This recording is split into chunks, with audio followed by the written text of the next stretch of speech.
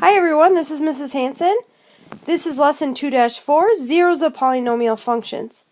Our learning target for this video will be for students to be able to find all rational zeros of a polynomial. To begin our discussion about the rational zeros of a polynomial function, we are first going to discuss the rational zero theorem. Now, to discuss the rational zero theorem, we need to discuss that f is a polynomial function. So when we talk about a polynomial function, we can use linear, quadratic, cubic, quartic. So we have a degree 1 polynomial, which is linear, degree 2 is quadratic, degree 3 is cubic, and a degree 4 is quartic. So remember, the degree refers to the highest exponent in your polynomial. So they outline a general equation for a polynomial. Here you have a sub n, a subscript n, which is your leading coefficient. N right here is your degree of your polynomial, which is your highest exponent. And then notice that your coefficients are a sub n minus 1, and then finally a2, a1, and a0. Now, those are going to be numbers in those positions, so you don't really have to worry too much about that. But here, I want to point out that in a polynomial, your powers decrease as you go through each term. So as you write a new term, the power decreases by 1. So if you've noticed that, like in a quartic, your first term might be x to the 4th, but then you might have x cubed plus x squared plus x plus some constant c. Now, realize that when we were doing the scatterplot stuff, they labeled your coefficients a, b, c, d, and then your constant was e.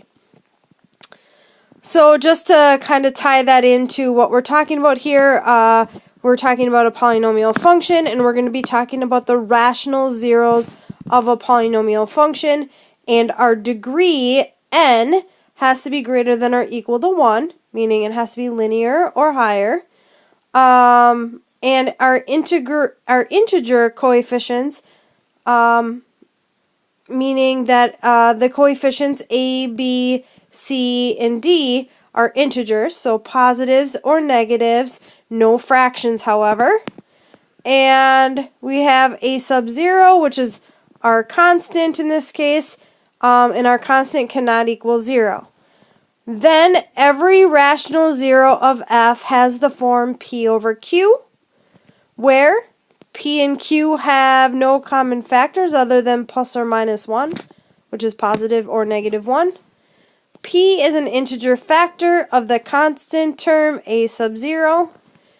So we're going to be looking at this constant term a lot, and P has to be an integer factor of that constant, and Q is going to be an integer factor of the leading coefficient.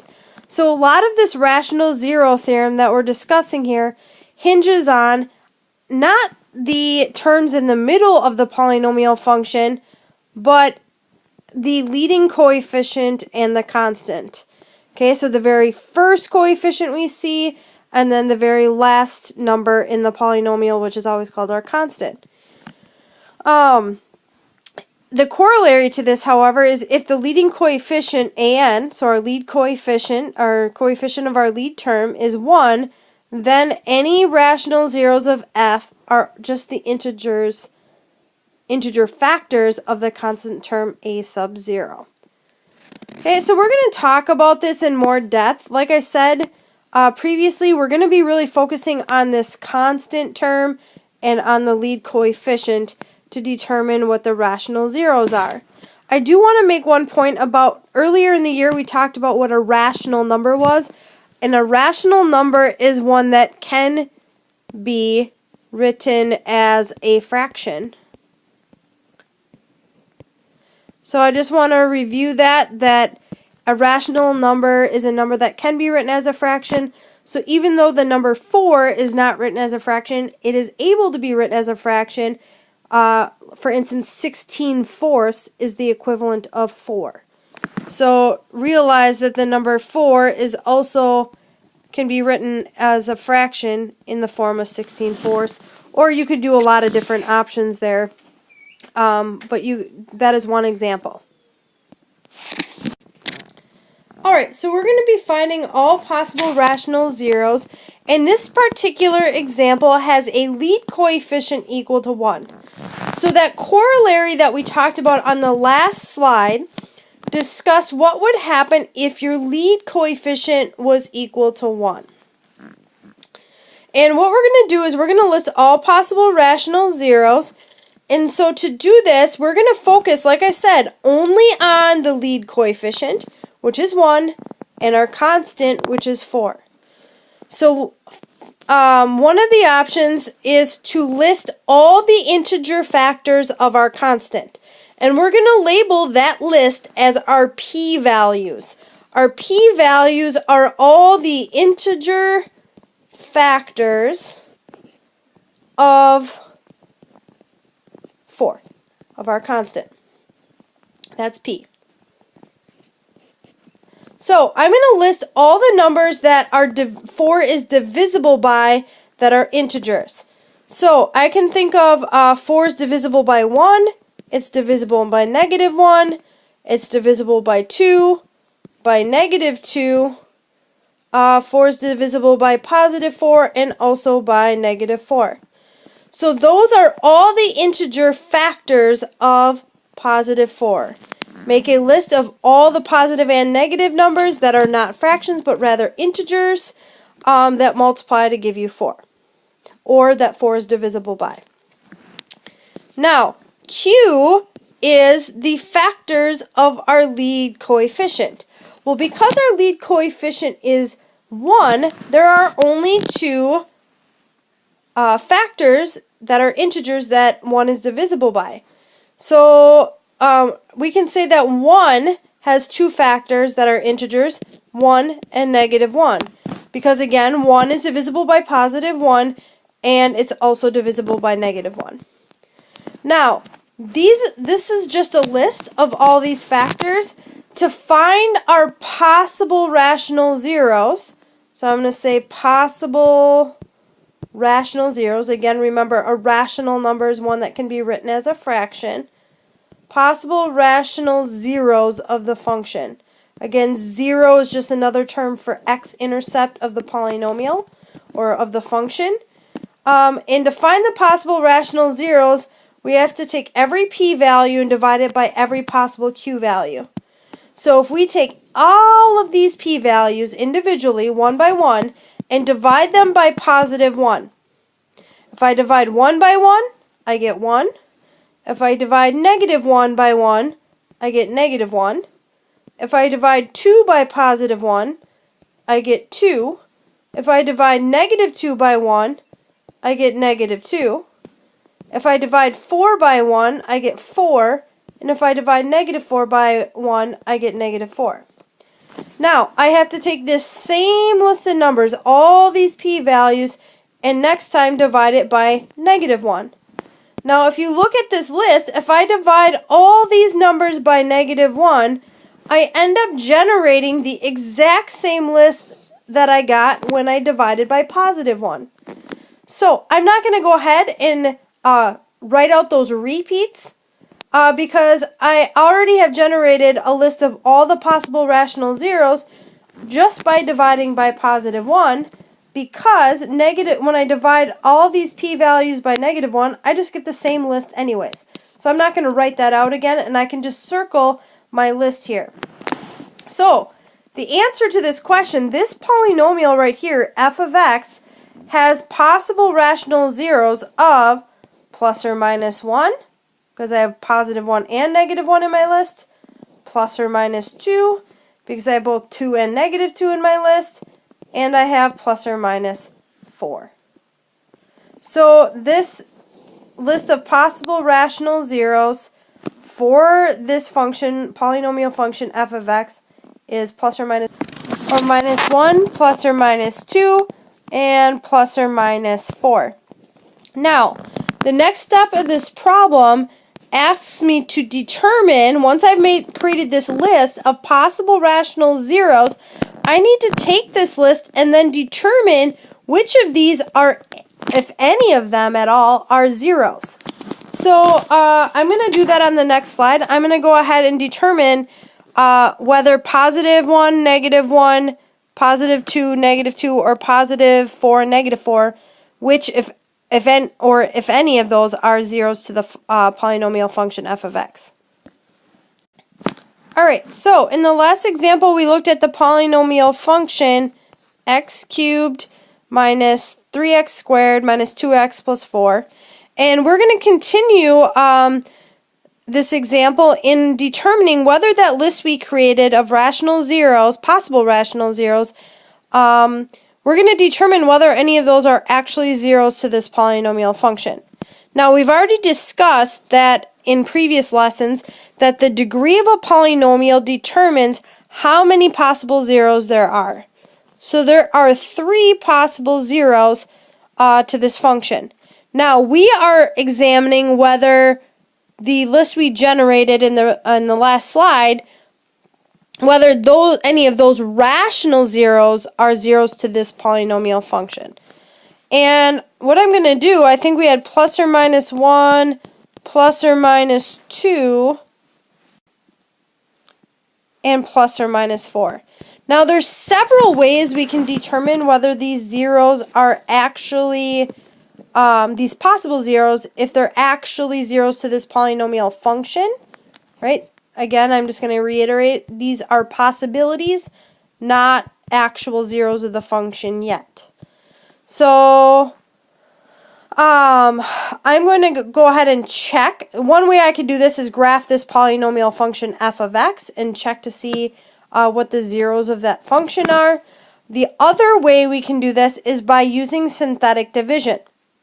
And I like to reinforce the concept of synthetic division because it can be used as synthetic substitution, and that if I put, let's say, +1, if I test +1 and I want to know if +1 is a rational zero of this polynomial, I'm going to use 1 as my divisor, and then when I carry out synthetic division, my coefficients are +1, -3, -2, and +4.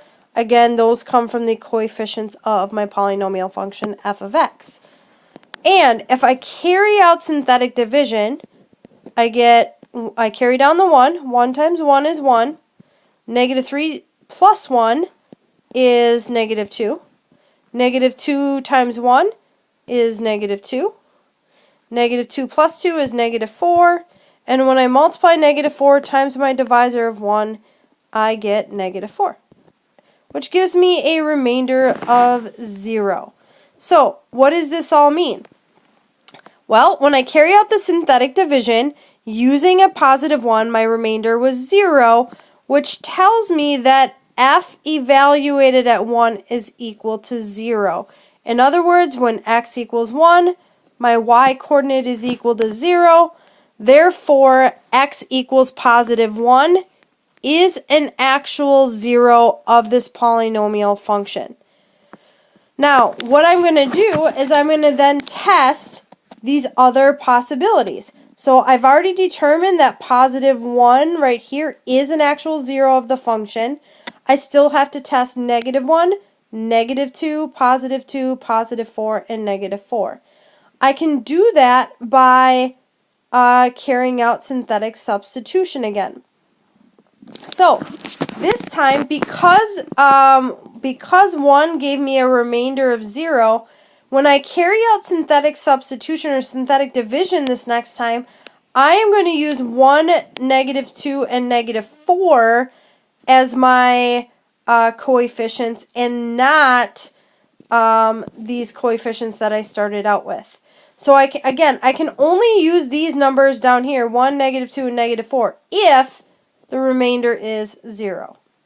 So on the next slide, I'm going to use these coefficients to test -1, +2 and -2, and -4 and +4. Alright, on the last slide, we decided that +1 was a zero of the polynomial function. And when I was done with the synthetic division, I had 1, -2, and -4 as my coefficients that were left over. And I now need to test whether -1 is a zero of the polynomial function. So I'm going to start by carrying out 1, carrying down 1. Multiplying that 1 by my divisor of -1 gives me -1. If I add -2 and -1, I get -3. When I multiply -3 times my divisor up here, that gives me a +3. And when I add this column here, -4 times +3, or -4 plus +3 rather, I get a remainder of -1. So, what does this all mean? In terms of synthetic substitution, when my divisor is -1, that implies that f of -1 is equal to my remainder, which was -1. Now, what do I know? That since f of -1 is not equal to 0, I know that x equals -1 is not a zero of that polynomial function f of x. Now, just because -1 didn't work, I still have some other values to check. I need to check +2. Again, I can use those same coefficients, 1, -2, and -4. If I carry out the polynomial, if I carry out the synthetic division here, carry down the 1, multiply 1 by my divisor. So 1 times 2 gives me a +2. -2 plus 2 gives me 0. 0 times 2, 0 here times my divisor of 2 is 0. And when I add my column here, I get -4. So 1, 0, -4. So what that tells me is that f of 2 is equal to -4, which again, because our remainder was not equal to 0, that tells us that x equals 2 is not a zero of the function. Now I have to test two more values. I need to test +4. So if I test +4, 4 is my divisor. I have 1, -2, and -4. If I carry out synthetic division, I get 1. 1 times 4 is 4. 4 plus -2 is 2. 2 times 4 is 8. And 8 plus -4 here gives me 4. So f of 4 is equal to 4, which means x equals 4 is, again, not a zero.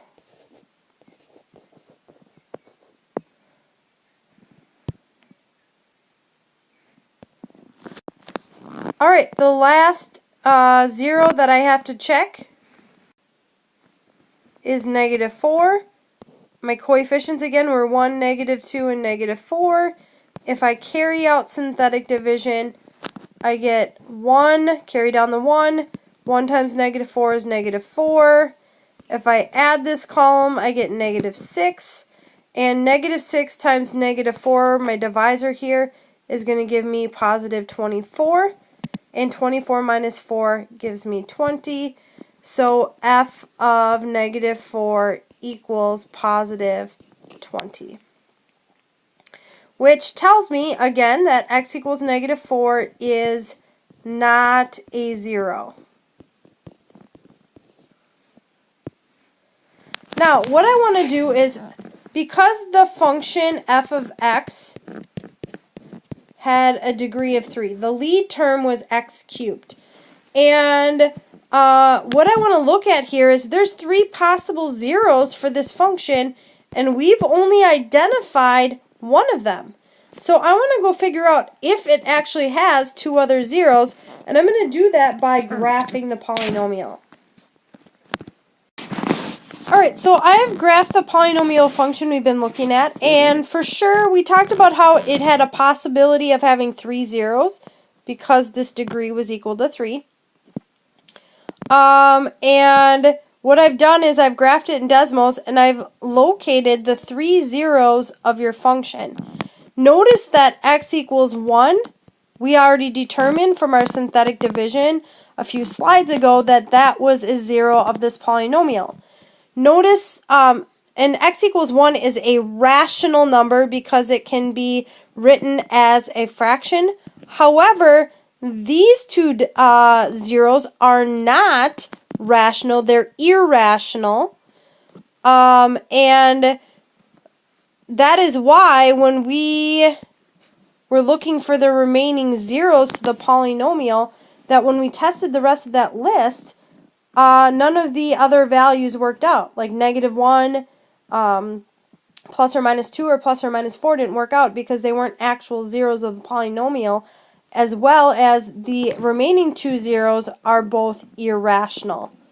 Okay, again, irrational numbers cannot be written as a fraction, and rational numbers can. So I just wanted to provide the graph as some feedback to everything we've really been talking about this unit. The degree of the polynomial, determining that there's 3 possible zeros, and now using the rational zero theorem to look at what are the possibilities for rational zeros in a polynomial. Alright, we're going to look at another example here with a lead coefficient equal to 1. Now, when I say lead coefficient equal to 1, the leading term, has to have a coefficient of 1. And I'm also going to look at my constant, which is -1. Remember, P is a list of all the factors of my constant, and Q is a list of factors of my lead coefficient. So I'm going to make a list of all the factors, all the integer factors of P.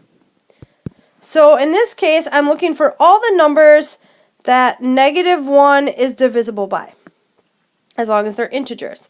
So anyways, -1 is divisible by -1 and also +1. That's a short list. The factors of Q, okay, the factors of Q, because Q is equal to +1, the factors of Q are identical to the factors of P. So again, look at Q. Q is +1. What integers is 1 divisible by? That would be 1 and -1. So when I go to list my possible rational zeros for this polynomial function f of x, which happens to be a cubic function because its degree is 3, my possible rational zeros are every value of P divided by Q. So if I take every P value, for instance -1, and divide them by every Q value, that will give me a list of possible rational zeros. So I'm going to start with -1, and I'm going to divide -1 by both +1 and by -1, because those are both of my Q values. So I would have -1 divided by 1, and -1 divided by -1, which just so happens to give me -1 and +1. Now, if I move on and use -1 as my divisor rather than +1, and I go and divide -1 and 1, both of those by -1. So in other words, if I say -1 divided by -1, and if I take a +1 and divide it by a -1, I generate the exact same list. So my possible rational zeros for this function are just +1 and -1, plus or minus 1. Now, this function, I just want to note that these are possible rational zeros. It doesn't mean that every number in this list is actually going to be a 0 of the function. So when I graph this function f of x, just because I know that there's going to be, or there could be 3 zeros to this cubic function, that doesn't mean that +1 and -1 actually are zeros of the function. I would have to graph in order to determine that. Or I could also use synthetic substitution or synthetic division to determine whether positive 1 and negative 1 were zeros of that polynomial. Now, I am going to do that on the next slide, determine whether plus or minus 1 are zeros of this polynomial function, because the other part of this question states once we've made our list, then determine which, if any, are actual zeros of the function. Alright, so we're going to go ahead and test whether plus or minus 1 are possible rational zeros of this polynomial f of x. And because I have such a small list here, I am going to use synthetic division again to show whether or not plus or minus 1 are zeros of this polynomial. So I'm going to start by using 1 as my divisor, and the coefficients here are going to be 1, 0, because there is no x squared term in my polynomial. And then my next coefficient is negative 2, and then negative 1. So we have the coefficient of x cubed. 0 is the coefficient of my x squared term, then my x term, and then my constant is negative 1. So I'm going to go ahead and carry out synthetic division. If I carry down the 1, multiply 1 by my divisor, which is also 1, I get 1. 1 plus 0 is 1. 1 times 1 gives me 1. 1 and negative 2, when I add them together, give me negative 1. Negative 1 times my divisor is negative 1. And when I add this last column, I get negative 2, which tells me that f of 1 is equal to negative 2, and thus x equals 1 is not a 0. Now, what I need to do is I need to test whether negative 1 is a 0 or not. And I'll do that on the next slide.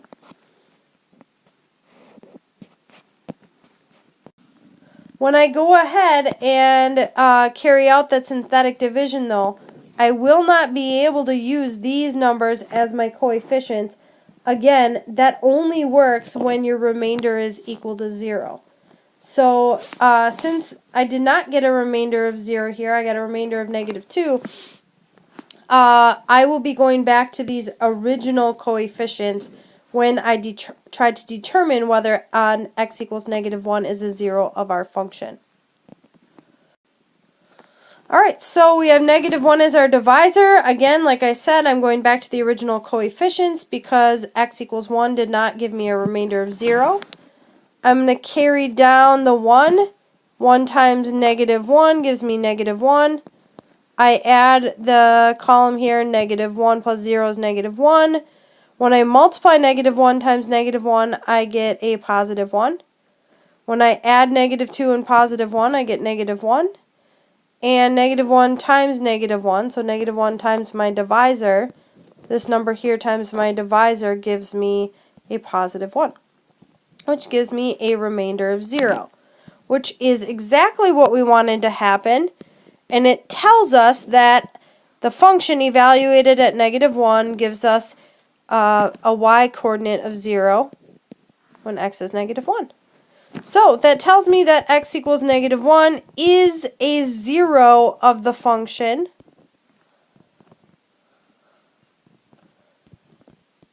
And which leads me to think about what the other zeros of the function were, because we had a cubic function which could have up to 3 possible zeros, whether they were rational or not. It can have 3 zeros. I know that one of those 3 zeros is rational, and I think I'm going to go ahead and graph this function on the next slide and actually give you a visual representation of the graph and its zeros. Alright, so here's the graph of the polynomial function we were looking at. And just as we suspected, negative 1 is a 0 of the polynomial function. Right? So we said on the previous slide f of negative 1 equals 0.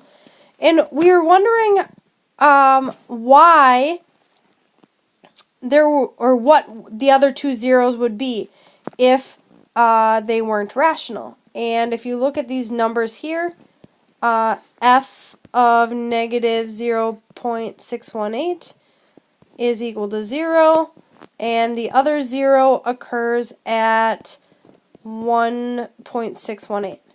Now, they both give me 0, and what I want to say here is that these zeros right here at negative 0.618 and 1.618 are irrational. They're both irrational zeros, and negative 1 is a rational 0, again, because rational numbers can be written as fractions, and irrational numbers cannot.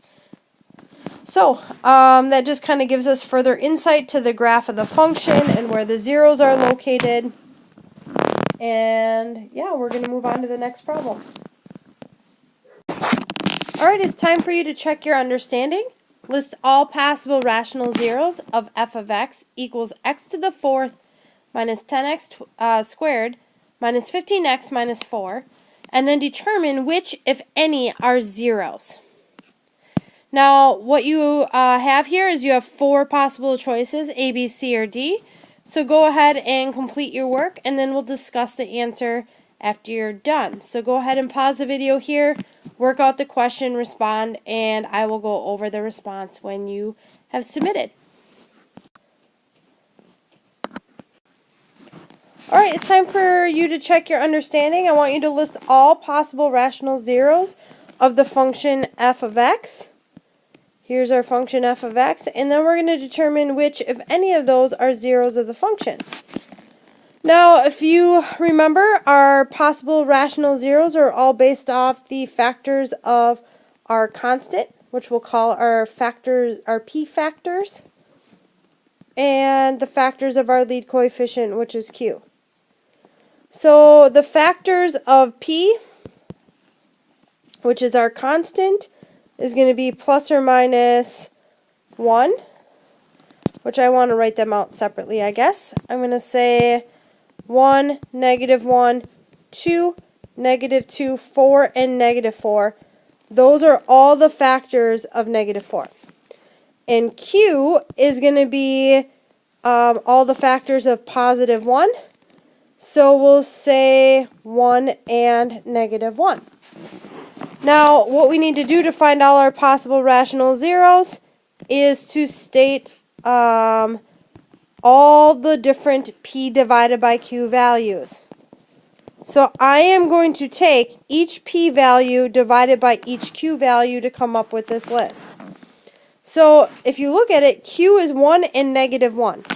So if I divide all these values of p by positive 1, that gives me 1, negative 1, 2, negative 2, 4, and negative 4 as possibilities, because when I divide all these numbers by positive 1, I just generate the same list.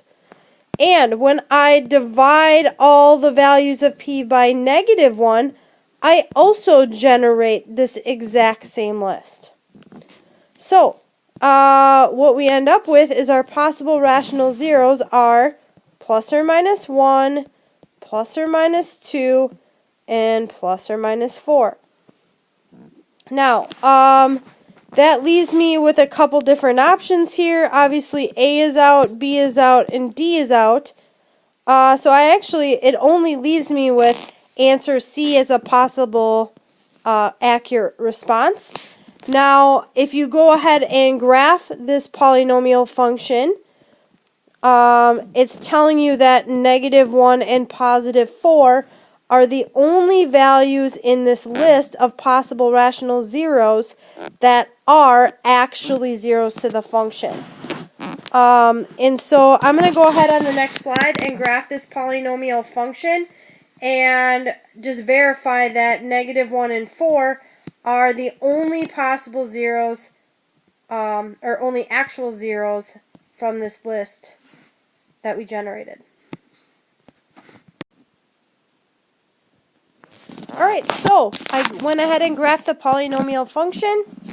As you can see, we have 4 zeros to this polynomial function, which also matches our degree of our function. We have 4 zeros. Reminder that this degree rule, it means there's a possibility of 4 zeros. It doesn't actually always turn out that there's 4 real zeros on the graph. In this example, it worked out. We had 4 real zeros.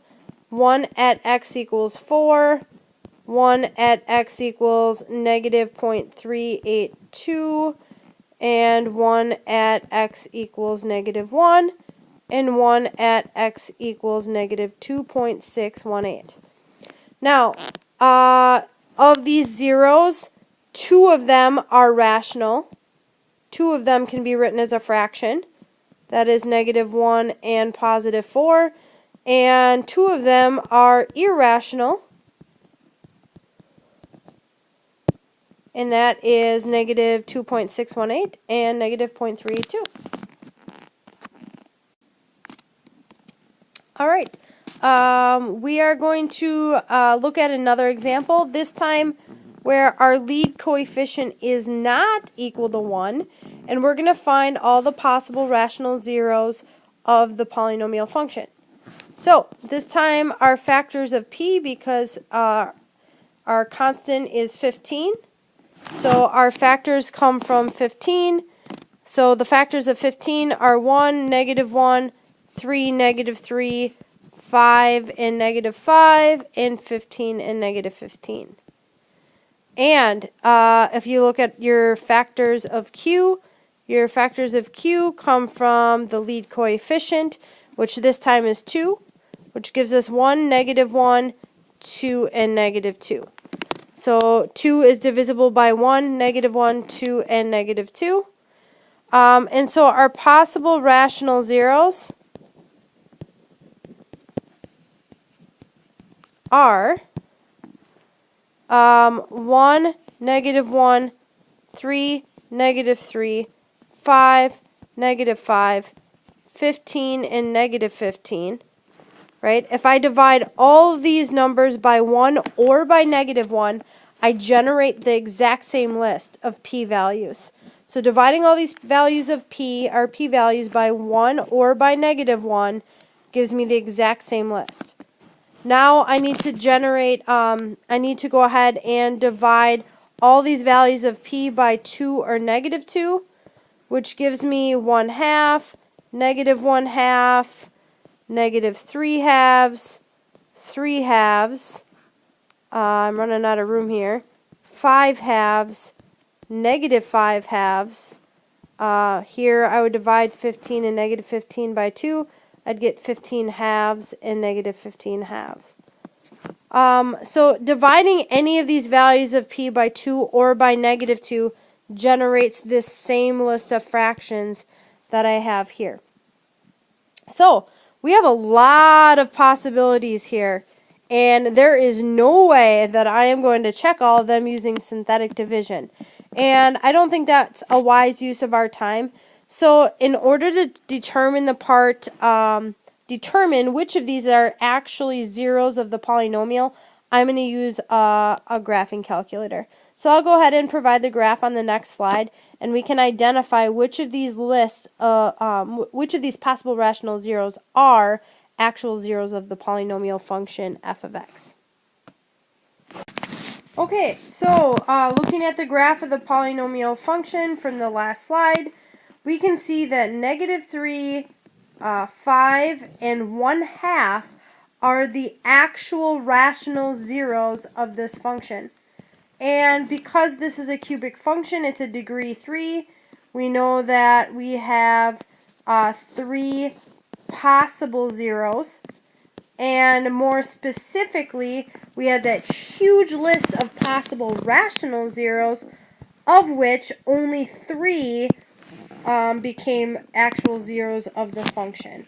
So negative 3, 1 half, and positive 5 are the 3 rational zeros of this polynomial function. Alright, I'm going to ask you to check for understanding here. We're going to list all possible rational zeros of this function f of x equals 4x cubed minus 20x squared plus x minus 5, and then determine which, if any, of the zeros are actual zeros of the polynomial function. So you have four choices here, A, B, C, or D. Go ahead and work out the problem and submit your answer.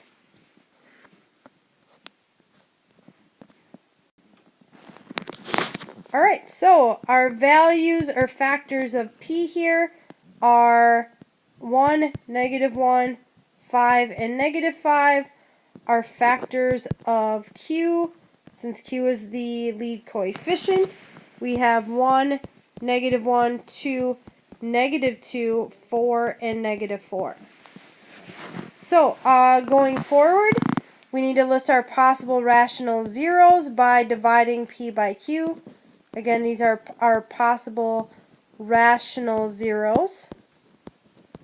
And we can go ahead and divide each of these values of P by 1 or -1, which gives me the exact same list, because if I divide any of those values in the list for P, I get the exact same thing if I divide them by 1 or by -1. Now if I divide these values of P by 2 or -2, I'll get 1/2, -1/2, 5/2, and -5/2.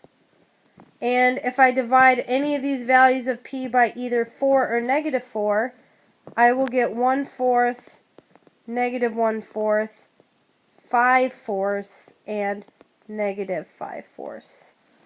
So my list of possible rational zeros are 1, -1, which is plus or minus 1, 5 and -5, which is plus or minus 5. I get plus or minus 1/2, plus or minus 5/2, plus or minus 1/4, and plus or minus 5/4. Now if I look at the answers, A, B, C, or D, I end up with not C. C is not a possibility. D is not a possibility because it doesn't include 5/2 or 5/4. And so it looks like A and B are identical in the list of possibilities. But the difference is whether or not the actual zero is 5/4 or 5. Now, after graphing this polynomial function on Desmos, if you go ahead and do that, the actual zero of that polynomial function is at 5 and not at 5/4. So our answer for this multiple choice question would be A.